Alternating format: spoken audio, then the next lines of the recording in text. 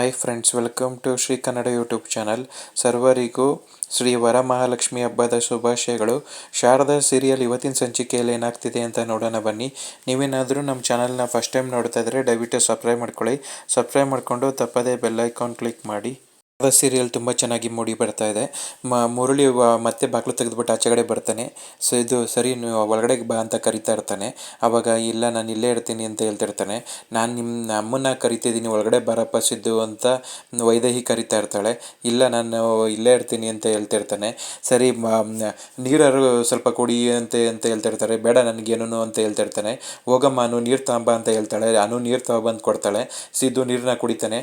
ನೀರು ಕುಡ್ದಾದ್ಮೇಲೆ, ನಾನು ಈಗ ಒಬ್ಬ ಅನ್ನೋನ್ ಪರ್ಸನ್ ಆಗಿ ನಾನು ನಿಮ್ಮನ್ನ ಇನ್ವೈಟ್ ಮಾಡಬೇಕು ಅಂತ ಇದ್ದೀನಿ ಅಂತ ಹೇಳ್ಬಿಟ್ಟು ಅವ್ರ ಅಪ್ಪಂಗೆ, ನಮ್ಮದೊಂದು ಚಕ್ಕುವಾದ ಚಿಕ್ಕ ಸಂಸಾರ, ನನ್ನ ಅಪ್ಪ ಅಮ್ಮ ತುಂಬ ಖುಷಿಯಾಗಿ ಚೆನ್ನಾಗಿದ್ದರು. ನಮ್ಮ ಅಪ್ಪ ಜವಾಬ್ದಾರಿ ತಗೊಂಡು ನಮ್ಮ ಅಮ್ಮಂಗೆ ಕಾಲಿಲ್ಲ ಅಂತ ಹೇಳ್ಬಿಟ್ಟು ನಮ್ಮ ತಾತ ಮನೆ ಹಳ್ಳಿಯನ್ನು ಮಾಡಿಕೊಂಡ್ರು. ನಮ್ಮ ಅಪ್ಪನೇ ನಮ್ಮ ಅಮ್ಮಂಗೆ ಕಾಲಾಗಿ ಎಷ್ಟು ಚೆನ್ನಾಗಿ ನೋಡ್ಕೊತಾ ಇದ್ರು. ಅವ್ರನ್ನ ನೋಡಿ ನಮಗೆ ತುಂಬ ಖುಷಿ ಆಗ್ತಾಯಿತ್ತು. ಆದರೆ ಒಂದು ದಿವಸ ಬರ್ಲ್ ಸಿಡಿಲ್ ಥರ ಬಡೀತು. ಅವತ್ತು ನಮ್ಮಪ್ಪ ನಮಗೆಲ್ಲರಿಗೂ ಮೋಸ ಮಾಡಿಬಿಟ್ಟು ಇನ್ನೊಂದು ಹೆಂಗಸ ಜೊತೆ ಸಂಬಂಧ ಇಟ್ಕೊಂಡ್ರು ಅಂತ ಹೇಳ್ತಿರ್ತಾನೆ. ಅವಾಗ ಅವ್ರ ಮೈಂಡಲ್ಲೆಲ್ಲ ಹಳೇದು ನಡೆದಿದ್ದು ಮದುವೆದು ಎಲ್ಲ ಕಾರ್ಯಗಳೆಲ್ಲ ಜ್ಞಾಪನ ಬರ್ತಾ ಇರುತ್ತೆ. ವೈದೇಹಿ ಜೊತೆ ನಡೆದಿರೋ ಮದುವೆ ಎಲ್ಲ ಅದೆಲ್ಲ ನೆನ್ಪು ಮಾಡ್ಕೊತಾ ಇರ್ತಾರೆ. ಆವಾಗ ಅವರು ನಮಗೆ ಮೋಸ ಮಾಡಿಬಿಟ್ಟು ನಮ್ಮ ಅಮ್ಮಂಗೆ ಮೋಸ ಮಾಡಿ ಕೈ ಕೊಟ್ಬಿಟ್ಟು ಹೊಂಟೋಗ್ಬಿಟ್ರು. ಅವರು ಕೈ ಕೊಟ್ಟು ಹೊಂಟೋದಾಗ ಎಷ್ಟು ಬೇಜಾರಾಯಿತು, ನಮ್ಮ ಅಮ್ಮ ಎಷ್ಟು ನೋವಲ್ಲಿದ್ದಾರೆ ಅಂತ ಅವ್ರು ಇಮ್ಯಾಜಿನ್ ಮಾಡ್ಕೊಳಕ್ಕಾಗಲ್ಲ, ಅಷ್ಟೊಂದು ನೋವಲ್ಲಿದ್ದರು. ಅಮ್ಮನ ಜವಾಬ್ದಾರಿನೂ ಯಾವತ್ತೂ ತಗೊಳ್ಳಿಲ್ಲ ನನ್ನ ತಂದೆ ಆದವರು. ಆದರೆ ಇವತ್ತು ಅವ್ರ ಮಗ ಮತ್ತು ಅವನ ಹೆಂಡತಿ ಶಾರದಾ ಜೊತೆ ಮರುಮಾಂಗಲ್ಯ ಧಾರಣೆ ನಡೀತಾ ಇದೆ. ಅದಕ್ಕೆ ನೀವು ಬಂದು ಅಲ್ಲಿ ನಡೆಯೋ ಶಾಸ್ತ್ರಗಳನ್ನೆಲ್ಲ ನಡೆಸ್ಕೊಡ್ಬೇಕು ಅಂತ ನಾನು ರಿಕ್ವೆಸ್ಟ್ ಮಾಡ್ಕೊತಾ ಇದ್ದೀನಿ ಅಂತ ಹೇಳ್ತಿರ್ತಾನೆ. ತಂದೆಯಾಗಿ ಮಗನಿಗೆ ನಾನಿದ್ದೀನಿ ನಿಮ್ಮ ಜೊತೆ ಅಂತ ತೋರಿಸ್ಕೊಡೋದಕ್ಕೆ ಇದು ತುಂಬ ಒಳ್ಳೆಯ ಅವಕಾಶ. ಈ ಅವಕಾಶನ ನೀವು ತುಂಬ ಚೆನ್ನಾಗಿ ಯೂಸ್ ಮಾಡ್ಕೊತೀರಾ ಅಂತ ನಾನು ಅಂದ್ಕೊಂಡಿದ್ದೀನಿ ಅಂತ ಹೇಳ್ತಿರ್ತಾನೆ. ಸಿದ್ದು ಇನ್ನೇನು ಹೇಳ್ಬೇಡ, ನಾನು ಖಂಡಿತವಾಗ್ಲೂ ಬರ್ತೀನಿ, ನಾನು ಈ ಅವಕಾಶನ ಮಿಸ್ ಮಾಡ್ಕೊಳೋದಿಲ್ಲ ಅಂತ ಬೇಜಾರು ಮಾಡಿಕೊಂಡು ಮುರಳಿ ಹೇಳ್ತಾ ಇರ್ತಾನೆ. ತುಂಬ ಥ್ಯಾಂಕ್ಸ್, ನನಗೆ ಇದು ಕೇಳಿ ತುಂಬ ಸಂತೋಷ ಆಯಿತು ಅಂತ ಹೇಳ್ತಿರ್ತಾನೆ. ಸರಿ, ನಾನು ಇನ್ನು ಹೊಡ್ತೀನಿ ಅಂತ ಹೇಳ್ತಿರ್ತಾನೆ. ಆವಾಗ ವೈದೇಹಿ, ನೀನು ಊಟ ಮಾಡ್ಕೊಂಡಾರು ಹೋಗು ಸಿದ್ದು ಅಂತ ಹೇಳ್ತಿರ್ತಾಳೆ. ಆವಾಗ ಇಲ್ಲ, ಊಟ ಏನು ಬೇಡ, ನನಗೆ ಊಟ ಮಾಡಿದಷ್ಟೇ ಸಂತೋಷ ಆಯಿತು ಅಂತ ಹೇಳಿ ಸಿದ್ದು ಅಲ್ಲಿಂದ ಹೊಂಟೋಗ್ತಾನೆ. ಆವಾಗ ಅವ್ರಿಗೆ ಮನಸ್ಸಿಗೆ ಫೀಲ್ ಆಗ್ತಾ ಇರುತ್ತೆ. ಸಿದ್ದು ಅವ್ರ ಮನೇಲಿ ಎಲ್ಲರೂ ಸೇರಿರ್ತಾರೆ. ಎಲ್ಲರೂ ಸೋಫಾದಲ್ಲಿ ಕೂತ್ಕೊಂಡು ವೆಯ್ಟ್ ಮಾಡ್ತಿರ್ತಾರೆ. ಆವಾಗ ಅಲ್ಲಿಗೆ ಶಾರದಾ ನಡ್ಕೊಂಡು ಬರ್ತಾ ಇರ್ತಾಳೆ. ಶಾರದನ್ನ ನೋಡ್ಬಿಟ್ಟು ದಶರಥಂಗೆ ತುಂಬ ಖುಷಿ ಆಗುತ್ತೆ. ಅವ್ನು ನೋಡ್ಬಿಟ್ಟು, ಶಾರದಾ, ನೀನು ಇವತ್ತು ನೋಡೋದಕ್ಕೆ ತುಂಬ ಚೆನ್ನಾಗಿ ಕಾಣಿಸ್ತಾ ಇದೆಯಮ್ಮ, ಸಾಕ್ಷಾತ್ ಮಹಾಲಕ್ಷ್ಮಿ ಥರನೇ ಕಾಣಿಸ್ತಾ ಇದೆಯಾ ಅಂತ ಹೇಳ್ತಿರ್ತಾನೆ. ಅದನ್ನ ಕೇಳಿ ಸುಮಿತ್ರಂಗೆ ಕೋಪ ಬರುತ್ತೆ. ಏನ್ರಿ ನೀವು ಅವಳಿಗೆ ಈ ಥರ ಹೇಳ್ತಿದ್ದೀರಾ? ಹೆಣ್ಮಕ್ಳು ಯಾವಾಗಲೂ ಅಲಂಕಾರ ಮಾಡಿಕೊಂಡ್ರೆ ಅದೇ ಥರ ತುಂಬ ಚೆನ್ನಾಗಿ ಕಾಣಿಸ್ತಾ ಇರ್ತಾರೆ ಅಂತ ಹೇಳ್ತಿರ್ತಾರೆ. ಆವಾಗ ಇಲ್ಲ ಸುಮಿತ್ರ, ಇವತ್ತು ಶಾರದಾ ತುಂಬ ಚೆನ್ನಾಗಿ ಕಾಣಿಸ್ತಾ ಇದ್ದಾಳೆ ಅಂತ ಹೇಳ್ತಿರ್ತಾನೆ. ಸುಮಿತ್ರ ಹೇಳ್ತಾಳೆ, ನನ್ನ ಮಗಳೂ ಅಷ್ಟೇ, ಅವಳು ಯಾವ ಮೇಕಪ್ಪು ಮಾಡ್ದೇನೆ ಏನೂ ಮಾಡ್ದೇನೆ ಮಹಾಲಕ್ಷ್ಮಿ ಥರ ಕಾಣಿಸ್ತಾಳೆ. ಅವಳು ಹುಟ್ತಾನೆ ಮಹಾಲಕ್ಷ್ಮಿ ಅವತಾರನೇ ತಗೊಂಡು ಹುಟ್ಟಿದ್ದಾಳೆ. ಅವಳು ನೋಡೋದಕ್ಕೆ ಎಷ್ಟು ಚೆನ್ನಾಗಿದ್ದಾಳೆ ಅಂತ ಹೇಳ್ತಿರ್ತಾಳೆ. ಆವಾಗ ಜ್ಯೋತಿಕಂಗೆ ತುಂಬ ಖುಷಿ ಆಗ್ತಾ ಇರುತ್ತೆ. ಇವಾಗ ನಾವು ಏನಕ್ಕೆ ಬಂದಿದ್ದೀವಿ ಆ ವಿಷಯನ ಹೇಳ್ತೀರಾ ಅಂತ ತಾತ ಕೇಳ್ತಿರ್ತಾರೆ. ಆವಾಗ ಸಿದ್ದು ಹೇಳ್ತಾನೆ, ಈಗ ನಾವು ಮದುವೆ ಮಾಡಬೇಕು ಅಂತ ನಾವು ಡಿಸೈಡ್ ಮಾಡ್ಕೊಂಡ್ಮೇಲೆ ಈಗ ಮದುವೆ ಕೆಲಸನ ಶುರು ಮಾಡಬೇಕಲ್ವಾ. ಈಗ ಮದುವೆಗೆ ಡೇಟ್ನ ಫಿಕ್ಸ್ ಮಾಡಬೇಕು, ಇದೆಲ್ಲ ಕಾರ್ಯನ ಮುಂದುವರ್ಸೋಣ ಅಂತ ನಾನು ಇವತ್ತು ಈ ಮೀಟಿಂಗ್ ಅರೇಂಜ್ ಮಾಡಿದ್ದೀನಿ ತಾತ ಅಂತ ಸಿದ್ದು ಹೇಳ್ತಿರ್ತಾನೆ. ಏನು ಸಿದ್ದು ಈ ಥರ ಹೇಳ್ತಾ ಇದೆಯಾ? ಅಮ್ಮ ಹೇಳಿದ ಕಂಡೀಷನ್ ಇನ್ನೂ ನೆರವೇರೇ ಇಲ್ಲ. ಫಸ್ಟು ಮುರಳಿ ಮಾವ ಬರೋಕ್ಕೆ ಒಪ್ಕೊಂಡಿಲ್ಲ ಅಂತ ಹೇಳು. ಅವರು ಇಲ್ಲಿ ಬರೋದಕ್ಕೆ ಯಾವತ್ತೂ ಒಪ್ಕೊಳೋದಿಲ್ಲ. ಅವ್ರು ಬರಲ್ಲ ಅಂದರೆ ಈ ಕೆಲಸ ಯಾವುದೂ ಆಗೋದಿಲ್ಲ ಅಂತ ಜ್ಯೋತಿಕಾ ಹೇಳ್ತಾ ಇರ್ತಾಳೆ. ಹೌದು, ಮುರಳಿ ಖಂಡಿತವಾಗ್ಲೂ ಬರೋದಿಲ್ಲ. ಮುರಳಿ ಇಲ್ಲಿ ಬರೋದಕ್ಕೆ ಅವ್ನಿಗೇನಾರ ತಲೆ ಕೆಟ್ಟಿದೆಯಾ? ನೀವು ಅವತ್ತು ಅಷ್ಟೊಂದೆಲ್ಲ ಅವಮಾನ ಮಾಡಿದ್ದೀರಾ, ಅವನು ಯಾಕೆ ಇಲ್ಲಿ ಬರ್ತಾನೆ, ಅವ್ನು ಬರೋದಿಲ್ಲ ಅಂತ ಪಾರಿಜಾತನೂ ಹೇಳ್ತಿರ್ತಾಳೆ. ಆವಾಗ ಸುಮಿತ್ರ ಹೇಳ್ತಾಳೆ, ಹೌದು ಸಿದ್ದು, ನಾನು ಹಾಕಿದ ಮುಖ್ಯವಾದ ಕಂಡೀಷನ್ನು ಮುರಳಿ ಬಾಬಾ ಬರಬೇಕು ಅಂತ.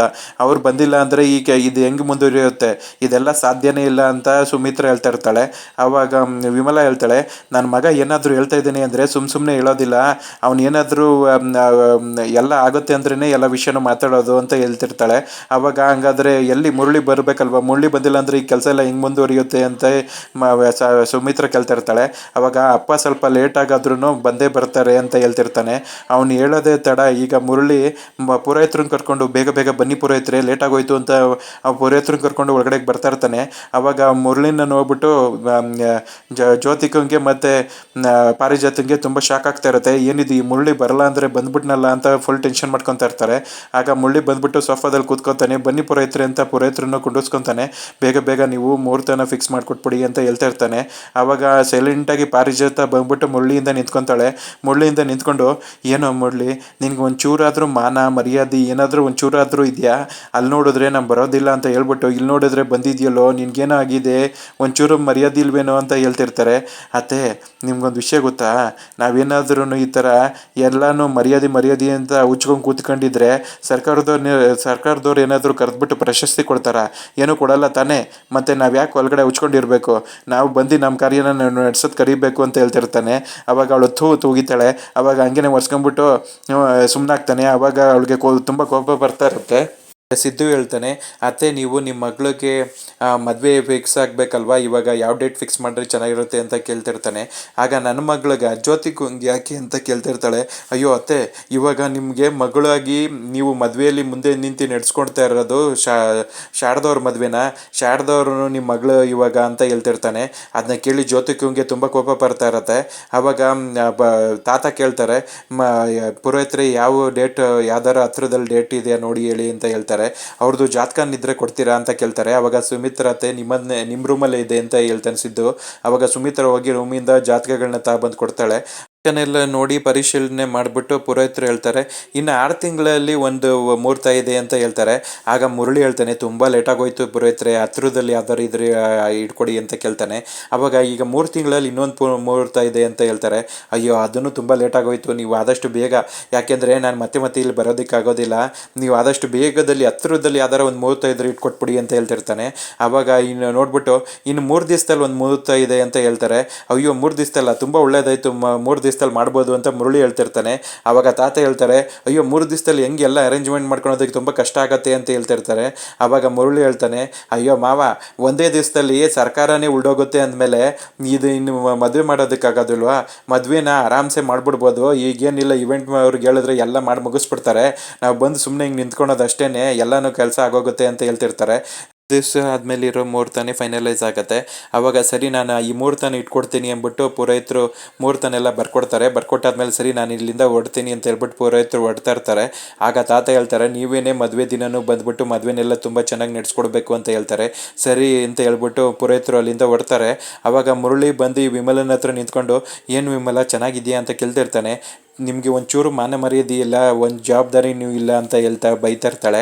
ಆವಾಗ ನಾನು ಮತ್ತೆ ಇಲ್ಲಿಂದ ನಾನು ಆ ಮನೆಗೆ ಹೋಗ್ಬಿಟ್ಟು ಬರೋದಕ್ಕಾಗೋದಿಲ್ಲ, ಆ ಮನೆ ತುಂಬ ದೂರ ಇದೆ, ಮೆಟ್ರೋಲ್ ಹೋಗಿ ಅಲ್ಲಿ ಬಸ್ಸಿಂದ ಚೇಂಜ್ ಮಾಡಿ ಎಲ್ಲ ಚೇಂಜ್ ಮಾಡೋದಕ್ಕೆ ತುಂಬ ಕಷ್ಟ ಆಗುತ್ತೆ, ಅದಕ್ಕೆ ನಾನು 3 ದಿವಸ ಇಲ್ಲೇ ಇದ್ಬಿಡ್ತೀನಿ, ನಾನು ಇಲ್ಲೇ ಯಾವ್ದಾರು ರೂಮಲ್ಲಿ ಅಡ್ಜಸ್ಟ್ ಮಾಡ್ಕೊಂಡ್ಬಿಡ್ತೀನಿ ಅಂತ ಹೇಳ್ತಿರ್ತಾನೆ. ಆವಾಗ ತಾತ ಹೇಳ್ತಾರೆ, ನೀನು ಇಲ್ಲೇನು ಇರೋದು ಬೇಕಾಗಿಲ್ಲ, ಇವಾಗ ಟೆಕ್ನಾಲಜಿ ತುಂಬ ಫಾಸ್ಟ್ ಆಗಿದೆ, ನೀನು ಇವಾಗ ಹೋಗ್ಬಿಟ್ಟು ಕರೆಕ್ಟಾಗಿ ಮದುವೆ ದಿನ ಬಂದರೆ ಸಾಕು, ಮದುವೆ ದಿನವೂ ಅಷ್ಟೇ ಫುಲ್ ಲಗೇಜಲ್ಲಿ ಎತ್ಕೊಂಡ್ಬಂದ್ಬಿಟ್ಟಿಯ, ನೀನು ಒಬ್ಬ ಬಂದರೆ ಸಾಕು, ನೀನು ಬಂದ್ಬಿಟ್ಟು ಸೈಲೆಂಟಾಗಿ ಅಕ್ಷತೆ ಹಾಕ್ಬಿಟ್ಟು ಮದುವೆ ಮುಗಿಸ್ಕೊಂಡು ಹೋದರೆ ನಮ್ಗೆ ಅಷ್ಟೇ ಸಾಕು ಅಂತ ಹೇಳ್ತಿರ್ತಾರೆ. ಆವಾಗ ಮುರಳಿಗೆ ಶೇಮ್ ಆಗುತ್ತೆ. ಅವನು, ಆಯಿತು ಮಾವ, ನಾನು ಹೊಡ್ತೀನಿ, ನಾನು ಆವತ್ತಿನ ದಿನವೇ ಬರ್ತೀನಿ, ಸದ್ಯ ನಾನು ಪುಣ್ಯ ಆನ್ಲೈನಲ್ಲೇ ಮದುವೆ ಮಾಡಿಬಿಟ್ಟು ನನಗೆ ಈ ಲ್ಯಾಪ್ಟಾಪ್ಗೆ ಅಕ್ಷತೆ ನೆರೆಸ್ಬಿಡು ಅಂತ ಹೇಳಿಲ್ವಲ್ಲ, ಅದು ನನ್ನ ಭಾಗ್ಯ ಅನ್ಕೊಬೇಕು, ಆಯಿತು ನಾನು ಮದುವೆ ದಿನವೇ ಬರ್ತೀನಿ, ನಾನು ಹೊಡ್ತೀನಿ ಅಂತ ಹೇಳ್ಬಿಟ್ಟು ಮುರಳಿ ಅಲ್ಲಿಂದ ಹೊಡ್ತಾನೆ. ಟೆನ್ಷನ್ ಮಾಡ್ಕೊಂಡು ಕೂತಿರ್ತಾಳೆ. ಅಲ್ಲಿ ಪಾರಿಜಾತ ಟೆನ್ಷನಲ್ಲಿ ಇಲ್ಲಿಂದಲ್ಲಿ ಓಡಾಡ್ತಿರ್ತಾರೆ.